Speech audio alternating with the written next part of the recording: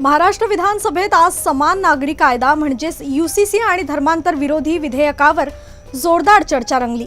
सर्व धर्मातील महिलांना समान न्याय मिळावा आणि बळजबरीच्या धर्मांतराला आळा बसावा यासाठी हे कायदे आवश्यक असल्याची भूमिका सत्ताधारी आमदारांनी मांडली। भाजप आमदार अतुल भातखळकर यांनी सभागृहात बोलताना सांगितले की मुस्लिम महिलांना घटस्फोट, वारसा आणि कौटुंबिक हक्कांबाबत अनेक अडचणींचा सामना करावा लागतो। त्यामुळे संविधानातील समतेच्या तत्वानुसार महाराष्ट्रात समान नागरी कायदा लागू करणे गरजेचे आहे। दरम्यान राज्य सरकारकडून धर्मांतर विरोधी विधेयकही सभागृहाच्या पटलावर मांडण्यात आले असून बळजबरी, फसवणूक किंवा आमिष दाखवून होणाऱ्या धर्मांतरावर आळा घालण्यासाठी हा कायदा महत्त्वाचा ठरणार असल्याचे सांगण्यात आले।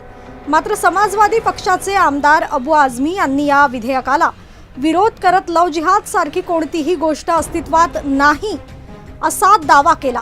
त्यावर प्रत्युत्तर देताना अतुल भातखळकर यांनी देशात भाईचाऱ्याच्या गोष्टी करणाऱ्यांनी आधी वंदे मातरम म्हणण्याची तयारी दाखवावी असे म्हणत आझमींवर टीका केली।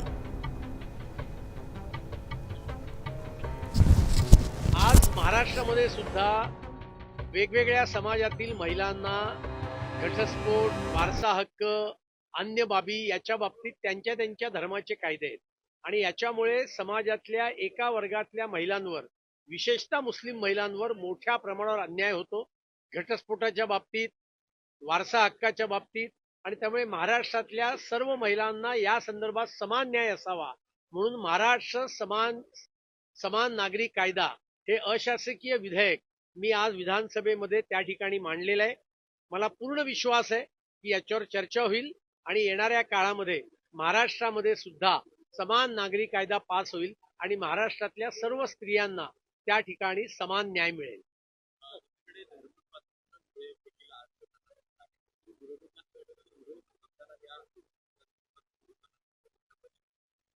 नाही, धर्मस्वातंत्र्य विधेयक ही काळाची गरज होती। या संदर्भातलं लव जिहादचं अशासकीय विधेयक मी गेल्या अधिवेशनात मांडलं होतं। तेव्हाच राज्य सरकारने खरं तर सांगितलं होतं की आम्ही असं विधेयक आणणार आहोत। ते आज राज्य सरकारने आणलं, त्याच्याबद्दल सरकारचं मनापासून अभिनंदन आम्ही त्या ठिकाणी करतो।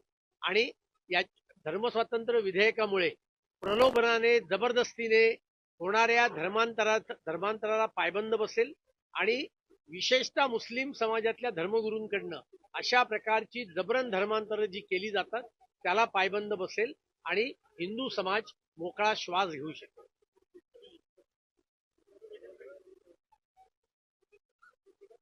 एक प्रकारची साखळी आहे अशा पद्धतीचा आरोप सत्ताधारी आमदार करतायत। ऐसा है कि 18 साल की उम्र के बाद कोई भी धर्मांतर कर सकता है। ये सब जानी बूझी साजिश है। लोग अपनी मर्जी से धर्मांतर करते हैं, बाद में उनको प्रेशर किया जा रहा है, उनको डराया जा रहा है कि तुम लोग ऐसा करो, ये माहौल ख़राब करो। यानी यहाँ पे ऐसा हो रहा है कि किसी शक्ल से हर जगह पे ला करके मुसलमानों को बदनाम करो और जो हमारे बरादरान वतन हैं, मुल्क के लोग हैं, जो मेजॉरिटी के लोग हैं, उनके अंदर मुसलमानों की इमेज किस तरह से ख़राब की जाए, ये मैं समझता हूँ सोची साजी एक साजिश देश में चल रही है। जो धर्मांतर करते हैं वो अपनी मर्ज़ी से करते हैं और बाद में कहेंगे हमको ज़बरदस्ती कराया गया, और कुछ सालों के बाद बात करते हैं, कुछ दिनों के बाद ये सब बातें होती हैं। ये सब जो है ना आफ्टर थॉट है और सिखाया जा रहा है, जानबूझ के किया जा रहा है। सर, फेरीवाल्यांच्या मुद्द्यावरतून खरं तर मुंबईमध्ये आता फेरीवाले एक प्रकारची साखळी